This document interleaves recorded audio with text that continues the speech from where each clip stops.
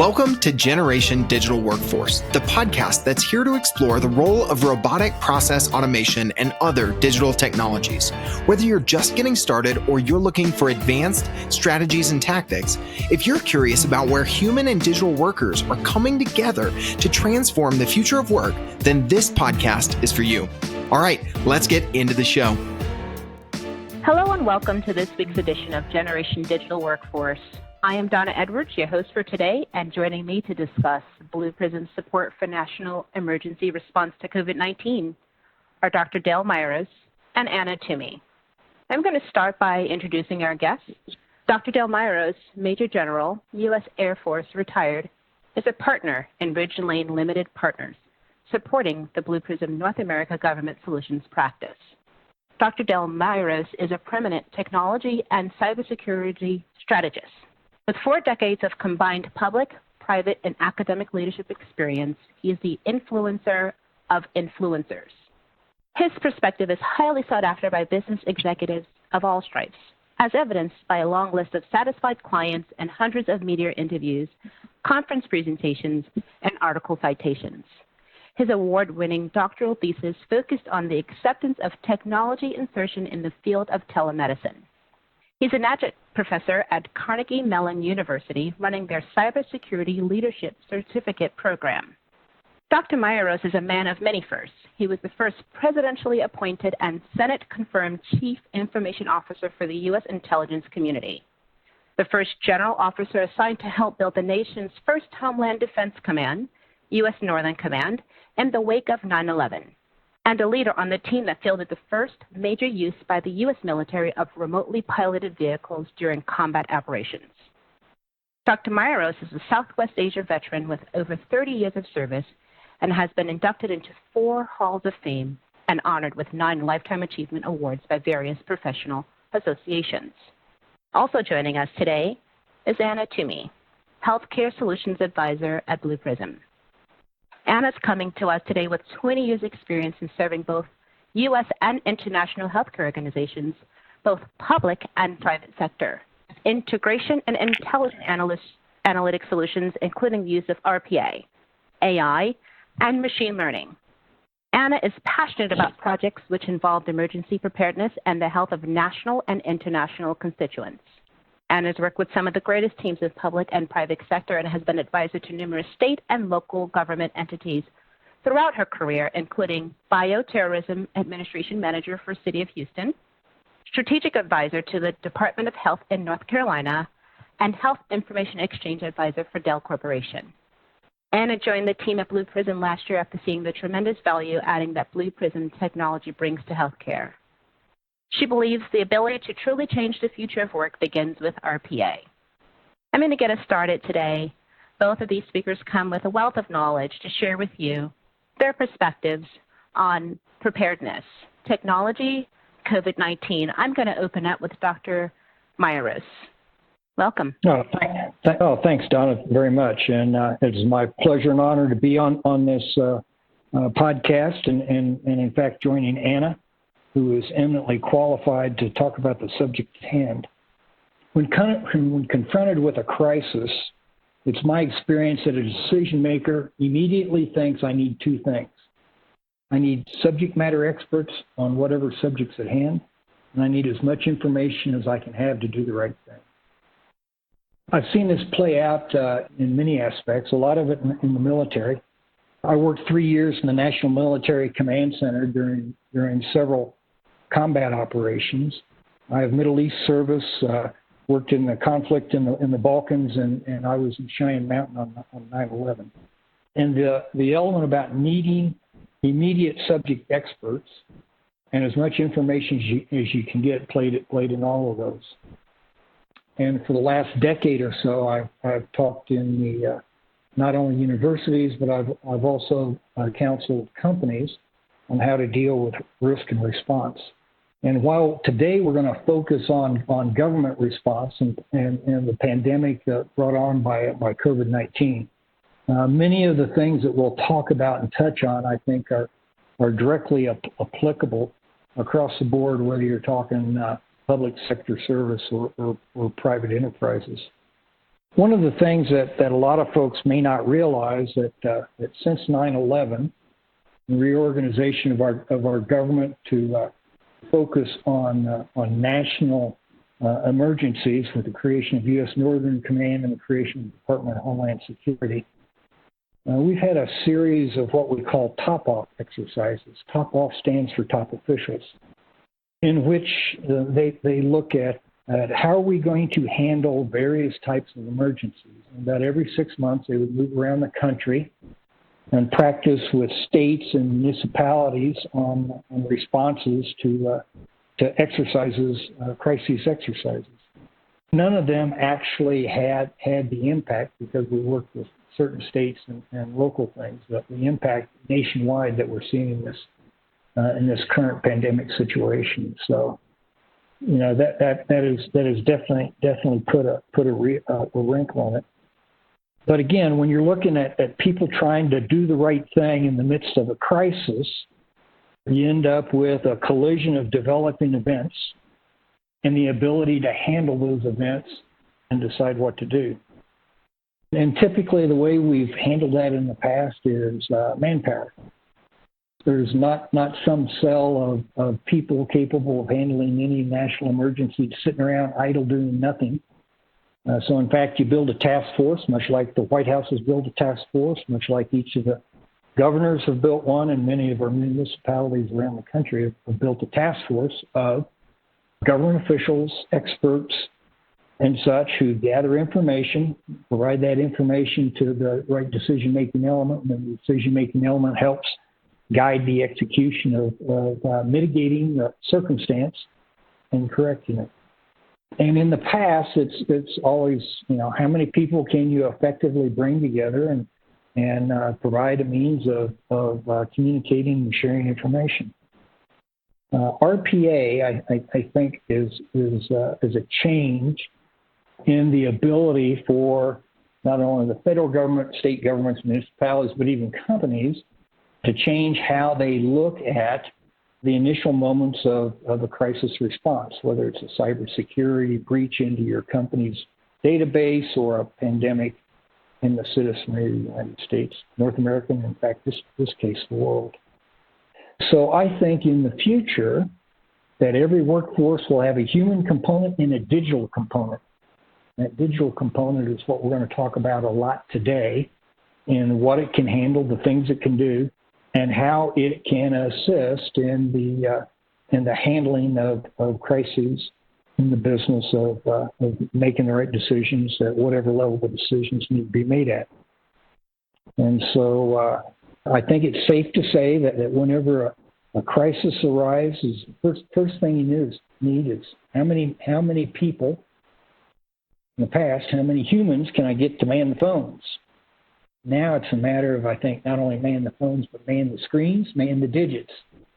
I think that's where the digital workforce, people call them bots, people call them robots, people call it RPA, but in fact it is a digital workforce which is able to do several activities much faster, much more reliably, and more consistently than a human can perform those, such as gathering information, comparing information, data points, reading sensors, et cetera, et cetera. And so that's what I think Anna and I are going to talk about a lot today. I will try and provide the conceptual piece of it, and then Anna will follow, I think, with examples of use cases, practical use cases that I think will be of interest to our audience. Thank you. And I agree with everything that you've just said. And I had the pleasure of working with Dr. Myros on some of those events that he talked about in the emergency and disaster planning. And over the years, we've looked and wondered, what changes in technology were going to take place that were going to affect the plans, or at least I have, and I'm sure that he's felt the same way. But whenever I saw what RPA brings to the table and what he was talking about, and how we have these surges that, where you need a task force immediately, and you don't always have readiness available, and you're left searching and wondering where your data is that you need to make the effective decisions that you have to make. This is one of the ultimate abilities that I have found to get to information and upsurge the task force around you by putting a digital task force in place, because RPA provides the bots in the seats to help free up the boots for the streets, right? That way you're not having the workers that you normally have to rely on to grab your information from various different sources for you to make your commands. You have all of that already taken care of by the digital task force, and your human task force can actually be putting their skills to use and doing the things that only humans can do that a digital worker can't, or vice versa. The digital worker is over there collecting your information and taking care of business as usual. Even more prominent during this time is, since all of us have had to work from home or various different isolated locations, it's been even harder to get workers in place that can actually do the tasks, human workers in place that can do the tasks that are needed to carry on business as usual, not even to negate the difficulty of a surge that you need in getting the information in the right place at the right time. So this is proven to be the true digital task force that is needed in times of crisis such as this. And I was excited to learn that. I wasn't excited that it happened in a time of crisis, but it was something that I foresaw would actually be able to help us in the now and in the up movement of the original work that needed to be done to take care of this particular crisis time. I've thought through this scenario many times in life since we've worked on these emergency management plans for so long, and wondered, if there was ever a need or a time and how it would actually be handled. And to see that the digital task force is there and able to execute effectively to take care of some of these things has been a relief and a fabulous addition to the plans that we've made. Would you agree? Oh, I would absolutely agree. And I'd like to pick up on something that you said. Bots in the seats replace boots in the streets. And I really think that captures a lot. And so if I might, let me go back to this business about the need for information, the need for people to get that information. So in essence, I see RPA and the digital workforce as being that surge capacity that can be rapidly and immediately deployed. Because think about it, all right? So I'm a decision maker, and so while I'm gathering my subject matter experts to give me expert advice on the topic at hand, at the same time, I need to be gathering information. So I need to gather information. There's some of it that already exists, and you got to find it. And then there is some of it that is developing events, and you've got to be able to sense those and figure those out in as near real time as they happen. After you gather both existing and as you're gathering developing information, you have to compile that information. It doesn't do you any good to, bring it in and put it in a big stack. You have to compile it so that it makes sense. It has to be paired with related information, provide context, those kinds of things. And then you got to be able to analyze it. Are there thresholds that have been met, things that create a sense of prioritization or urgency? And then as you do that, it doesn't do any good for a machine to do analyzing without letting the human know what it's analyzed. So it's the element of display. And then as it's displayed and the subject matter experts are making the recommendations and the decision maker is deciding what to do, how do you communicate that information? Okay, so some information is intended to be shared. Some information is intended to be directive. And so, to be able to facilitate that, to share it, to correlate it, some information has to be correlated. These are all the kinds of things that when you need a surge in manpower and capability are the kinds of things that a digital workforce can do, and probably do most of them, if not all of them, better than a human workforce. Fewer errors, complete auditability. They don't have to take a coffee break. As a matter of fact, they can work all night if you need them to work all night.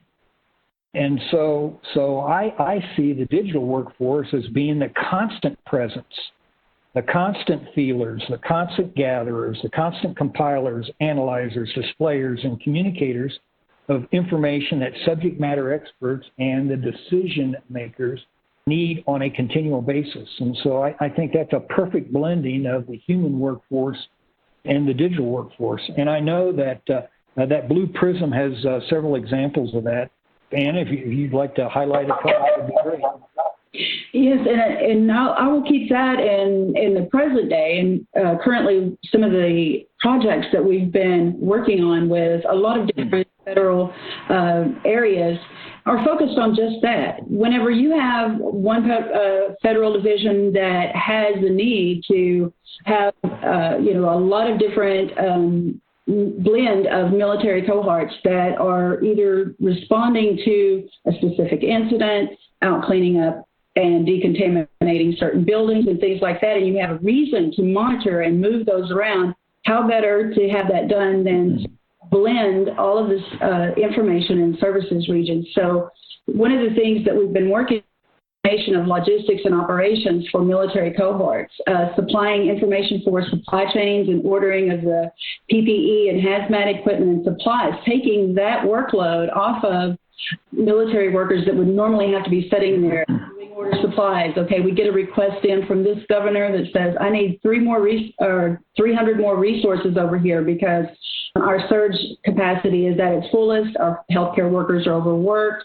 Where can we get some military backup? And so we, in times past, we would have to log in to the DEER system, say, okay, what military booths do we have available and how quickly can we get them there? But we have to protect them, right? We have to make sure that these are individuals that are not going to be at risk, that they have their proper PPE and hazmat equipment. So there's a lot of logistics and maneuvering that humans were having to handle before that can now be easily manipulated through the use of a digital worker or a bot, as we call them sometimes, but because they can execute on those and they can supply directly to the leadership up to the minute plans and updates in a war room type atmosphere so that they can quickly see, okay, we see a surge of activity over here. There's a lot more cases that have been identified and we don't have enough support. So we need to move some additional resources over there, but how do we get the equipment to them? How's transport? Okay, the digital workers are already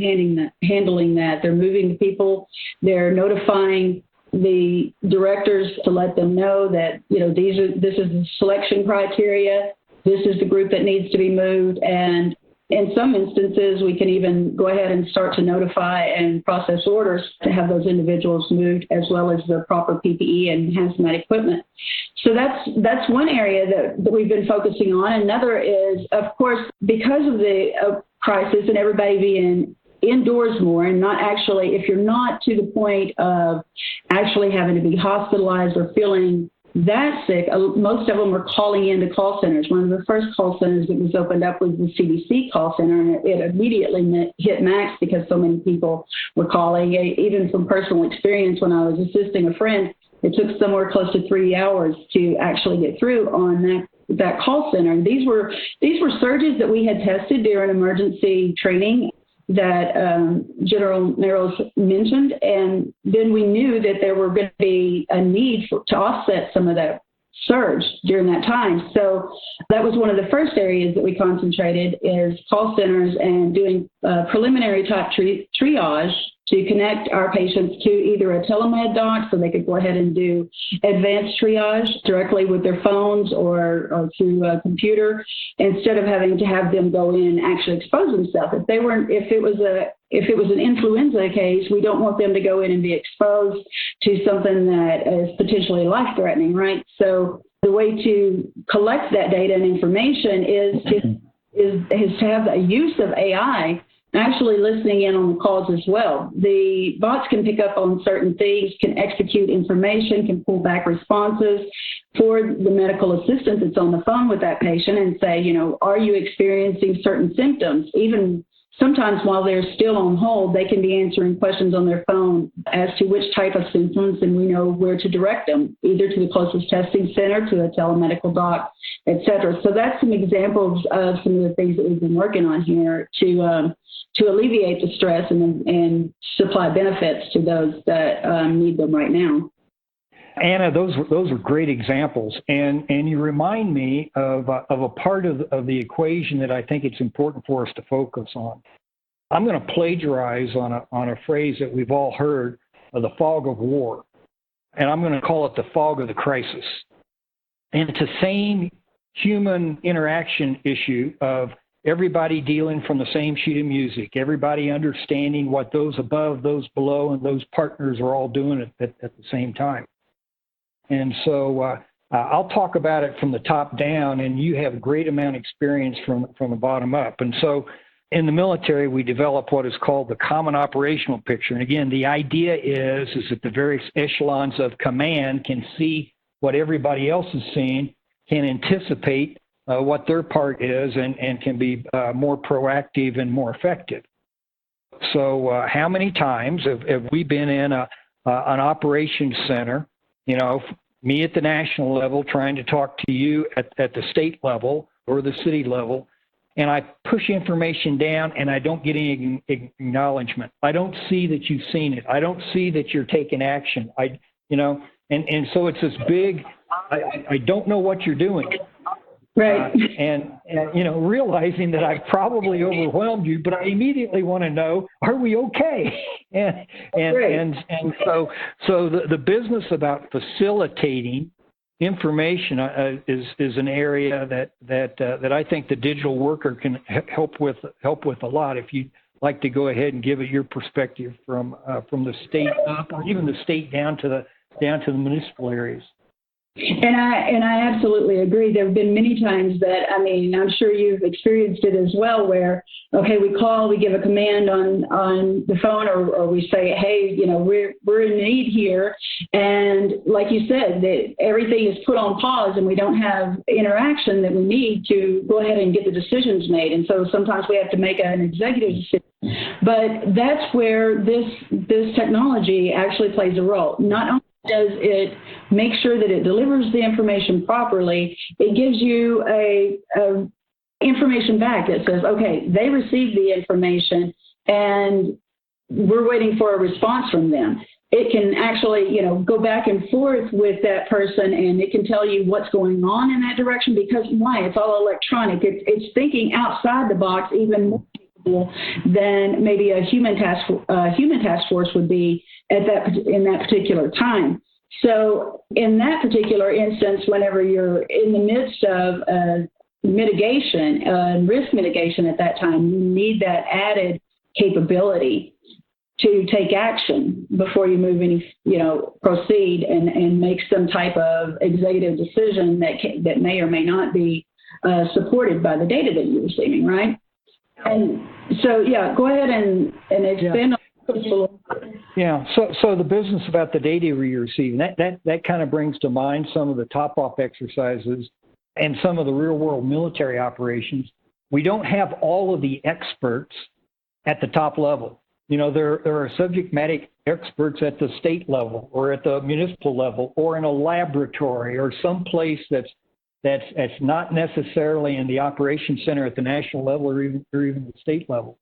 And so the obligation, the decision maker wants the best information that he or she can get, no matter what the source. And so the ability for subject matter experts at the various echelons of work in a crisis, I think is huge. And that's different than sharing information. That's a collaboration of expertise that, again, decision makers need to reach to wherever they need to get the best advice that they can given the situation as it develops.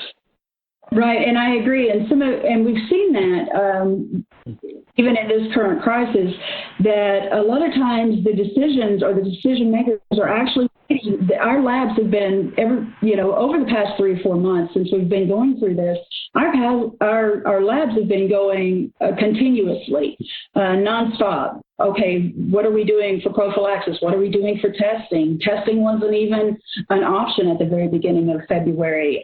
So to even move to that layer and get to that level, there was a need to start automating. But now that we're starting to maybe go past the curve, and America is starting to look at, okay, the art of the possible. Are we actually going to be able to get back into the workforce, how is what is going on in the labs going to impact what's going on with us as we start to move forward and stand up our economy again, et cetera. So some of the things that we've been looking at is taking the immunization capability and or the clearance capability and having something similar to, okay, why not use this technology such as IoT or such as your mobile phones and technology that we use on a daily basis that might not have been brought into the equation had RPA not been put in place, right? But now with RPA, it can actually communicate with your device, collect information on the person that is maybe wanting to go back to work. So one application that we've been working on with a partner is automating the immunization and clearance capability to get a work pass or a work process called a Corona Pass. Very similar to what you would have if you were to get on an airplane, if you needed to step on the airplane. And so you can make an application and say, I'm ready to go back to work. I have no symptoms, et cetera. You fill out a form. RPA picks that up. It processes it with your local PCP and or your closest testing center. The message comes back to your mobile phone and says you need to go to this current testing center to be tested. As soon as your test results are back, you receive your pass, you take that, you're able to board a plane, you're able to get back into the workforce. You take that to a digital scanner, they scan it, and you're cleared to return to work. And there's a lot of capabilities. All of that is handled through a digital workforce, and the time is amazingly cut down.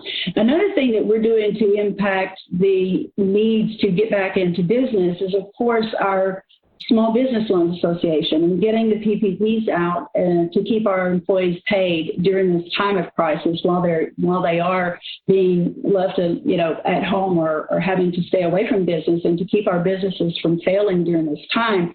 Those government loans were so far behind. There was no human capability that was going to be able to process such a surge of loan capability during this time. And the digital task force was able to come in and clear that in a matter of days, to the point that it was amazingly Herculean effort by the digital task force, but they cleared all of that in a matter of, I think it's somewhere around 72 hours. We were doing a single loan processing and getting the money out to the people who needed it the most within a minute per loan process that was put through. So those are some impacts that the digital task force is having that is even outside of the maneuvers and the mission of taking care of the people that are ill and being in that limelight as well. Yeah, I think you point out a great element about how RPA allows you to scale. You know, if you think about it, 7-8 years ago when we had several cybersecurity breaches or whatever, you know, the retail business, the credit card business, transaction sales, point of sales had to change how they did business in order to combat that threat. How'd they solve that problem? They solved that problem with RPA. Similarly, we now have all sorts of transactions that a crisis has caused to happen, and we've got to be able to scale to handle those number of transactions. And I think you gave an absolute great example of how that was.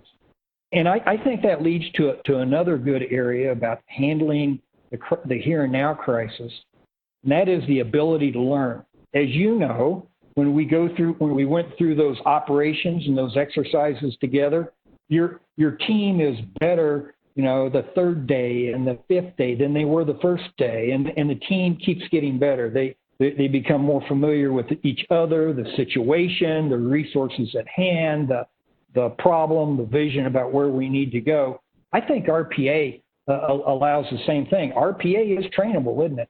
And so we can teach that digital workforce in real time to handle situations, and how it uses artificial intelligence, in fact, can enhance its learning to where it doesn't necessarily require human intervention to happen there. And so I really think that we've got some good examples of how RPA allows learning to mature during the crisis right along with the human workforce.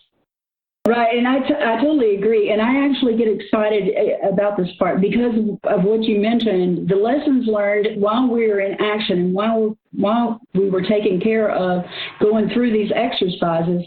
It was like always having to have someone there and then do your debrief and then come back around again and then let's try it again in another state. Okay, maybe the same resources aren't there. But imagine if you had someone that was constantly monitoring what was being done and the activity that it was needed to correct those issues.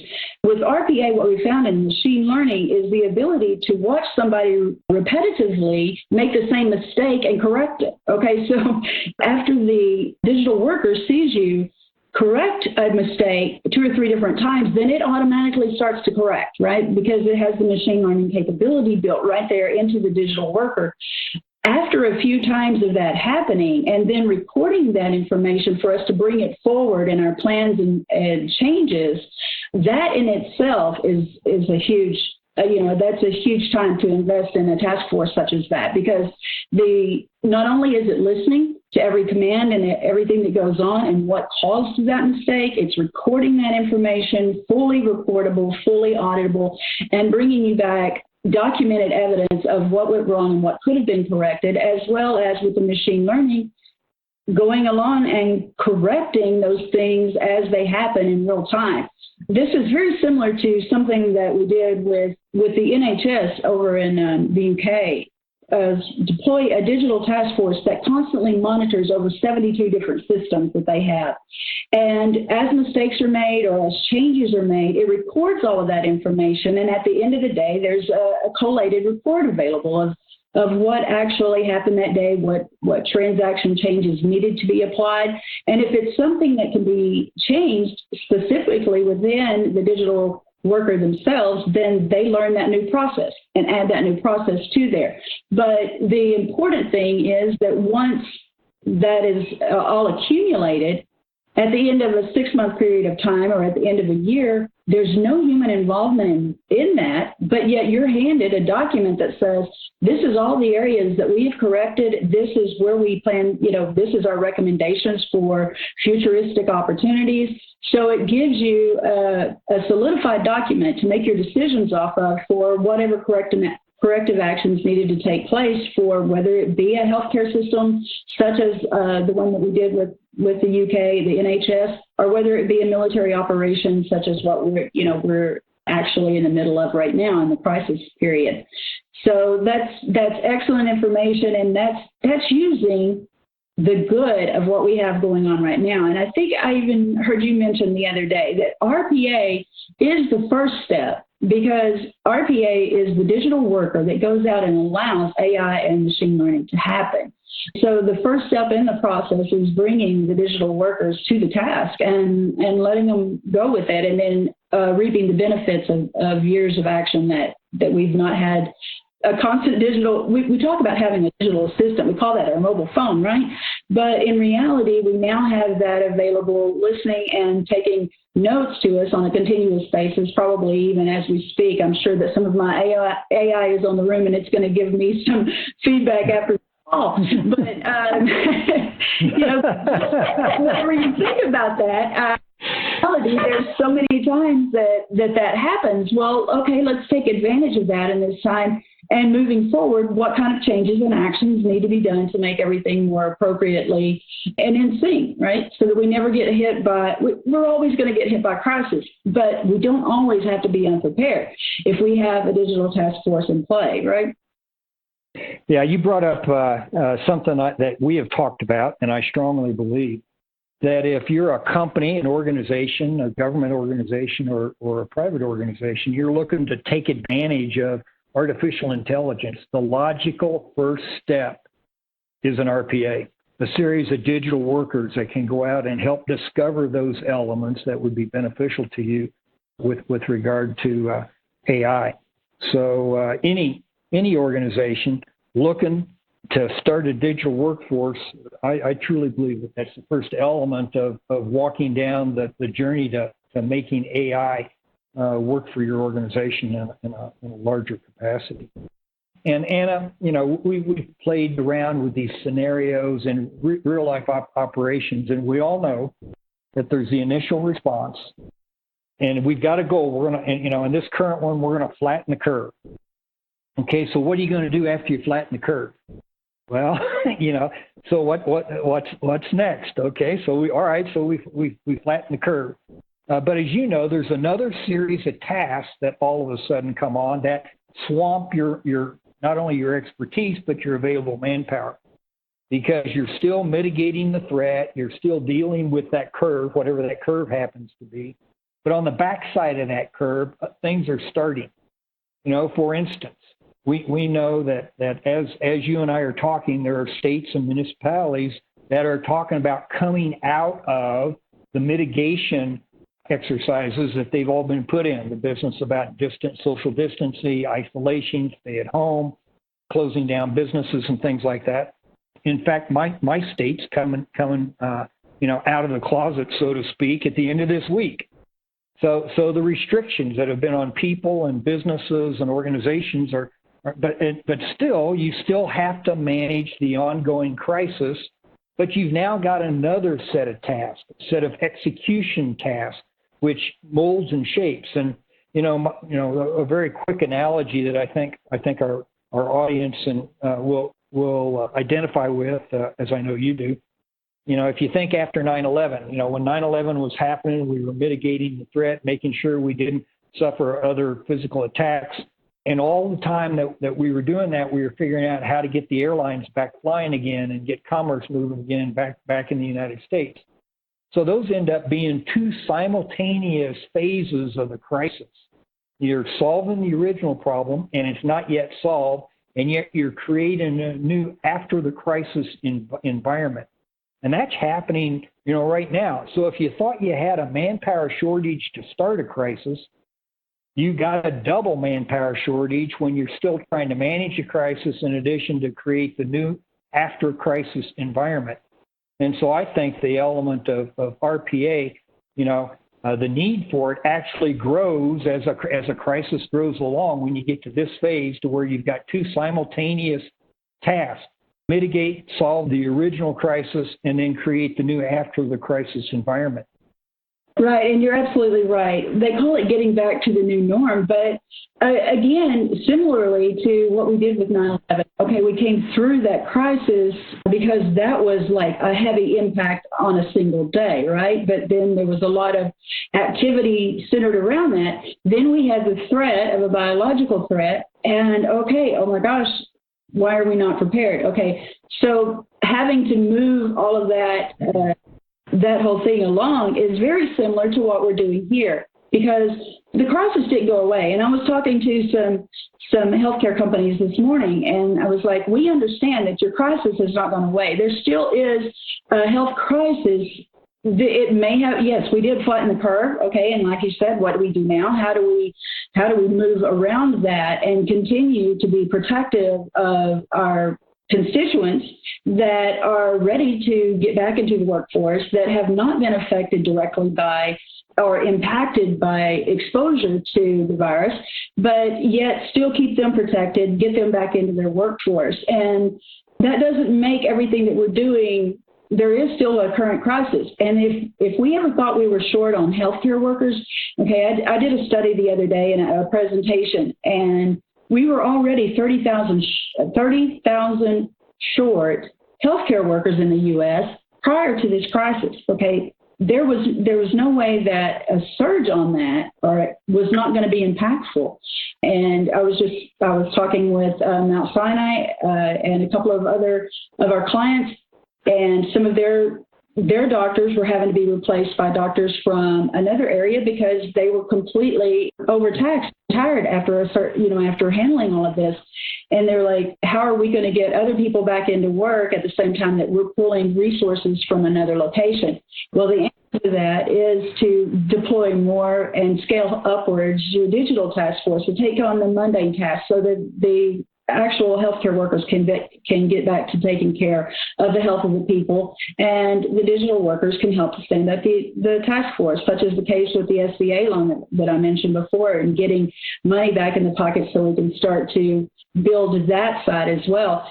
I have been excited and over the top with the responses that we've had with RPA during this time of crisis, and I can only see that it's going to get better, as this moves along and we start to really deploy the things that are a part of IoT, AI, and ML, that we hand those off to them, and they learn and know those things. And when I say them, I'm talking about the digital task force, learning all of these things that it would have taken for us to go and train new healthcare workers, or for us to go and train new workers on the technology that was needed to lead us in this process. We couldn't have. But the ability to have an already ready digital task force to take on that workload has been phenomenal, and I've been very excited about it. Yeah, I think there's a lot of exciting things. In fact, tomorrow I am leading a conference of about 36 CEOs in a state capital in the United States for how do they react to all of these new requirements, new manpower requirements. And oh, by the way, some of their workforce has been laid off. And so again, the ability to use digital workers, not only to fill that void, but also help bring your human workforce back on board. They in fact can in fact train your workforce as they come back on board. New requirements, new training things, run them through new training modules, monitor progress on activities and things like that the human workforce has to accomplish when they come back on board. And again, it's the more you think about it, the more inventive we can become, the more innovative we can become with regard to using digital workers, so that our human workforce does what we need the human workforce to do. How many times have you been in a crisis situation and you've got your smartest person, your biggest subject matter expert out there hunting for information when they ought to be given direction and providing insight and things like that? They could have a digital worker going out there and gathering information that they wouldn't have to take time away from their high-valued contributions to the team because they're not out there hunting for data points. Right, and I totally agree. I'm excited about everything that we'll be able to do moving forward. Yeah, and again, as you know, and we've both experienced. All right, so the crisis task force, human and digital, winds down, and the humans go back to their normal jobs.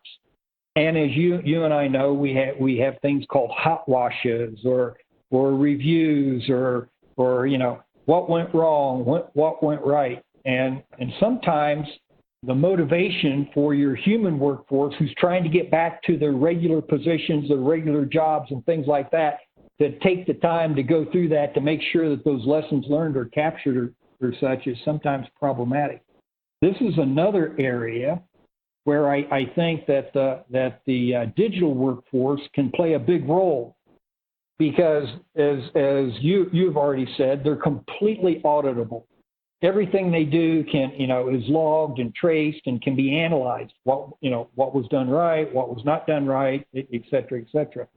So that set of the digital workforce can inform future training, can inform the creation of a future digital workforce, and can inform the next human workforce, task force that falls in to the federal, state, municipal infrastructure, that's set up by the National Emergency Response Plan, which you and I, and this is kind of what stimulates this thought.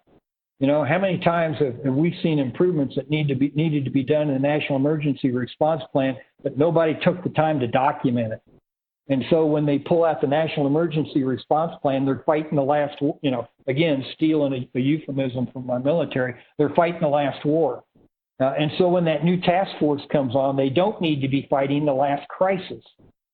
What we learned during that last crisis of how we work, what information we need, what things need to be communicated, facilitated, coordinated, executed, et cetera, I think the digital task force can, again, provide this surge manpower capability to create this function that makes us better the next time we get together to fight a crisis.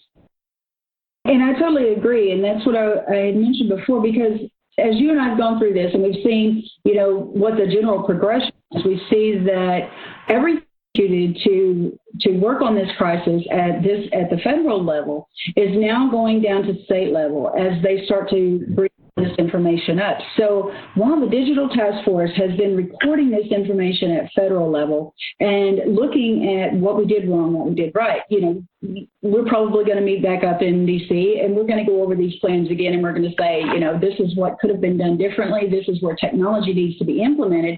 And then we're going to talk to the states and say, hey, this is what was happening at the time that we were going through the crisis. This is the digital workers that we had in place. This is the digital information that they were able to capture. So let's put these same stopgaps in play now so that moving forward, you guys have the same AI reaction and machine learning reactions going on at state level, at county level, and all the way down to the hospital level that we've been using to combat some of these issues at federal level. So I definitely see that that's going to be a big part of us moving forward and transitioning from these plans. We're never going to fight, or we may fight the last war, as you said, but there's always going to be something else around the corner, whether it be a storm or whether it be a tsunami or whether it be, some other crisis that comes up. This one just happened to negatively affect the health and well-being of our citizens. But there's always going to be some type of next hill that we're going to have to climb, right? We wouldn't be human if it wasn't, but that's because we are human. The digital workers are going to be steady in their processes because they are designed and developed to do exactly what they do. So we have to take those lessons learned and revamp and use those forward. Yeah, I very much agree, Anna. And as I think about it, we talk about what we're going to learn out of this, and usually that discussion centers around, well, we're going to learn about vaccinations. We're going to learn about pharmaceuticals. We're going to learn about supply chains of things affecting healthcare and things like that. I submit that one of the big lessons that comes out of this ought to be the indispensability of creating a digital workforce to handle crises. What do you think? I would love nothing better. I think that it would be fantastic to have a digital work. Why? I mean, we would not have been so in had our people already been prepared with a digital task force that has already been aligned with our human task force that could have taken on and continued to run our economy while we ourselves as humans had to protect ourselves, right?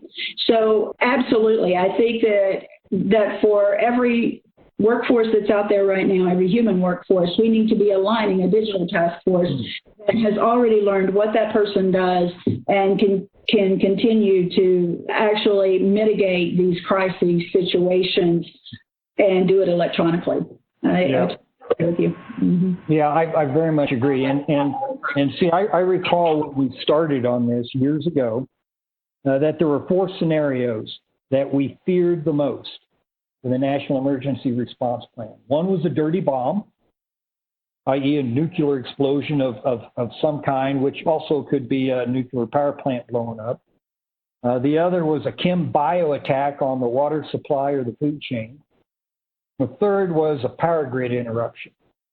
And so if you think about how this pandemic interrupted our lives, we still had a good water supply and food chain, didn't we?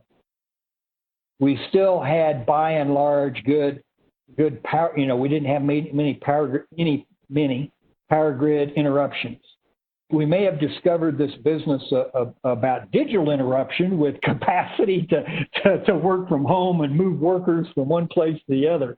But I cannot imagine addressing a dirty bomb, a chem bio, against the water supply or food chain, or power grid interruption, or a pandemic. I can't imagine us ever again trying to address those types of crises without a digital workforce.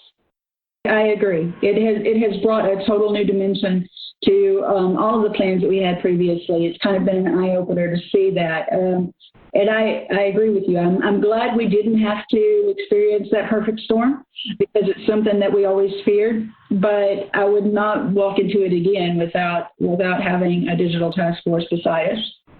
Yep. Well, me personally, and I am. It is great to reconnect with you to work these issues, and for Ridge Lane to work these issues with Blue Prism. Not only has it been a learning experience for us, because virtually all these experiences have great learning opportunities, but it's also a great opportunity for us to showcase moving forward, leveraging good technology to do good things for our fellow human beings. So I think, Anna, this is a perfect segue into the business of you and I consult and deal with organizations all over the country, if not the world, about how to deal with these situations, crisis situations. And as we all know that sometimes crises are perceived and sometimes they're real. And sometimes they're perceived as not real before we all of a sudden discover that they are real. And that discussion we see play out all along. And so I think that people who have the responsibility for either pulling a task force together, organizing a task force, or even participating in a task force, ought to be spring-loaded to say, we need digital workers. And you can start out with a digital worker doing elementary things, and then you will realize quite rapidly how you can rotate that up, ramp that up, and actually trade up. And so from my perspective, the way in which Blue Prism approaches the RPA situation is they do it from the enterprise level, which means that it is securitable, it is totally auditable, and it doesn't put added workload on the workforce. It moves that workforce, that workload to the infrastructure. And so I would implore anybody who is associated with a task force, auditing a task force, working in a task force, to demand that. And again, start with the simple things of, gathering information, having bots go out and collect dots. And bots are really good at collecting dots, and bots can collect dots really fast. And then you go from collecting dots to disseminating dots, and you go from disseminating dots to correlate, and one thing leads to the other. And I think the idea of AI and RPA, robotic process automation, scares people, and that they think that they have to bring in the total solution. But in fact, you can dip a toe in the water, followed by your foot, create a beachhead, and then use that as a launching point. You don't have to use a blank sheet of paper as your launching point. So that would be my advice to organizations that are trying to clear the fog of a crisis. And I agree. And I think it's all about the art of the possible. Time for collaboration, innovation. And I think that pretty much wraps up everything that we've talked about today. But before we go, I want to talk about, first and foremost, as we leave this conversation, individuals, stay safe. This is a wartime. We are fighting something that we can't see, smell, hear, touch. So be sure to approach your own safety strategically. Follow the guidelines, do the social distancing, isolation, cleansing, awareness at all times. If you're experiencing any of the symptoms, fever, dry cough, difficulty breathing, anything like that in public places, or if you've been in public places where there's a chance for exposure, then call the hotline at the CDC or contact your local hotline. And some of those centers will be opening up very soon in your own backyard, basically. And visit the CDC website for any further instructions. Well, thank you so much, General Myros. Thank you very much, Anna Toomey. You have brought our listeners full circle today. We started somewhere around adding the human component to the digital component, and then we ventured around how do we find people to face this pandemic? Where are the workers? Where are the digital workers? How do we train them? How do we get them ramped up to be responsive in the case or the face of emergency? RPA is a good first step, but then companies probably need to lean into AI and ML, bringing benefits forward. Dr. Myros, you took us around to how do we bring humans back to work? That's also a challenge, right? And we see RPA, digital workers, as a way to train humans back into what was happening when they had to be isolated and didn't have the opportunity to come into work to face the pandemic. Thank you both very much for bringing us full circle to talk to this response, RPA, digital workers, and bringing a wealth of knowledge for our listeners today for them to heed, listen to. I'm sure that they'll want to be in touch with you. So I'm going to share some information, and then attached to this social card for this episode, we'll have LinkedIn links so that you can be in touch with our presenters today. If you want to have a demonstration or some applicable use cases we have discussed today, some more information on them, please do contact Elsie Cook, who's our Vice President of Public Sector Sales and Alliances. And for private sector and healthcare, Anna Toomey, Healthcare Solutions Consultant. Dr. General Myros, would you please share on how our audience can be in touch with you if they have any questions? Yes, you can contact me through LinkedIn, through my LinkedIn link of Dale Myros. Additionally, I have a web page for the Myros Group, which is myros.com. And that's dale@myros.com, and if you want to get in touch with me. Excellent. And we would encourage all of our listeners today to visit our website, blueprism.com, where you can enter your request for assistance under the COVID-19 Blue Prism Response Program. We thank you for listening today, and thank you for joining us. Be sure to tune in for our next episode on Generation Digital Workforce. We thank you. You've been listening to Generation Digital Workforce. If you want to hear more about RPA, AI, and other cognitive technologies that are shaping the future of work, join us next time as we continue to go deeper on these topics with industry innovators and experts. To make sure you never miss a future episode, subscribe to the show in your favorite podcast player. And if you've liked what you heard today, please leave us a review. It's one of the best ways to help more people find valuable content. For show notes and more info, visit us at blueprism.com/podcast. Thank you so much for listening. Until next time.